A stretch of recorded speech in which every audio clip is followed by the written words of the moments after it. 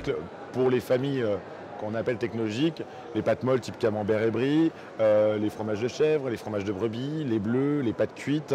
En hiver, je vais chercher les pâtes cuites, je vais chercher les pâtes pressées, les fromages à pâte dure, ceux qu'on va consommer en raclette, ceux qu'on va consommer en fondu, ceux qu'on va consommer en gratin, qu'on va consommer cuisiné. Ça, c'est vraiment des fromages de conservation pour le coup. Donc on peut aisément manger des fromages de printemps et d'hiver de l'année d'avant. Ensuite, au printemps, on a l'appel du chèvre. C'est le moment où les vaches, les chèvres, les brebis vont aller pâturer dans l'herbe et la verte prairie. Donc des fromages plutôt jeunes, plutôt petits, qu'on va apprécier pour leur fraîcheur, pour le côté herbacé, pour tout ce qu'on va faire en salade avec. Et on va s'enchaîner sur l'été, effectivement, sur tous ces fromages méditerranéens. Ça dépend aussi des régions, parce qu'on n'a pas les mêmes saisons partout. On n'a pas les mêmes climats. C'est ça aussi la magie de la France et même de l'Europe du fromage. Et puis après, les pâtes molles, il y a 2 périodes pour les pâtes molles, les camemberts et les bries. Pour moi, les périodes de prédilection, effectivement, c'est printemps et début d'automne. Il y a aussi une petite astuce, c'est le reblochon.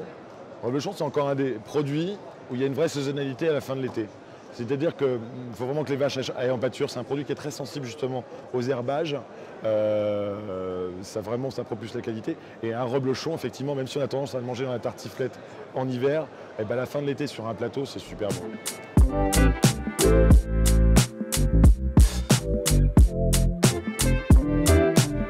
Le Mont d'Or, il y a un cycle régi, c'est-à-dire on va commencer à les fabriquer à la fin août et on va les commercialiser jusqu'à la fin mars. Le Mont d'Or, il a une vraie saisonnalité coupée, c'est-à-dire qu'on ne les vend plus. Il y a un autre fromage qu'on connaît tous, c'est le Roquefort. Là, pour le coup, il y a une période de production qui est régie de novembre jusqu'au fin juin, début juillet. Mais par contre, du Roquefort, lui, on le consomme toute l'année. Parce que grâce au système justement des caves d'affinage de Roquefort, on va faire vivre le produit pour pouvoir le conserver et l'affiner et le faire mûrir pendant plus d'1 an.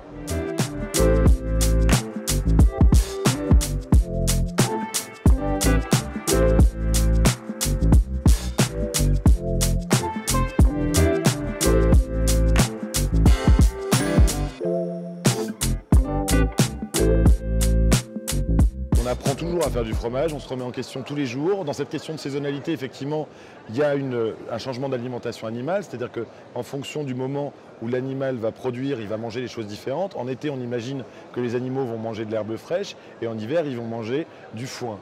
Et avant, on ne savait pas trop expliquer la nuance entre le foin et l'herbe fraîche et on avait toujours tendance à dire que l'herbe fraîche était meilleure que le foin.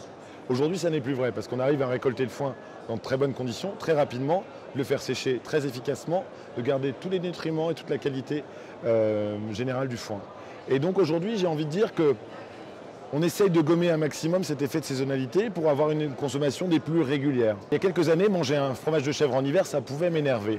Parce que justement, on parlait de décyclage de troupeaux, on parlait de 2 troupeaux. Mais aujourd'hui, ça me choque beaucoup moins parce que ça, on le maîtrise naturellement, sans brusquer la nature.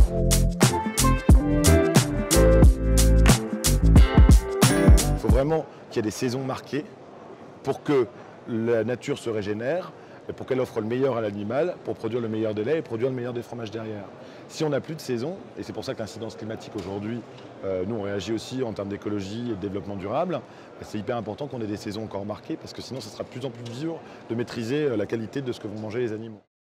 Life. Life.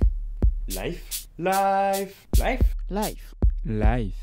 Life. Life.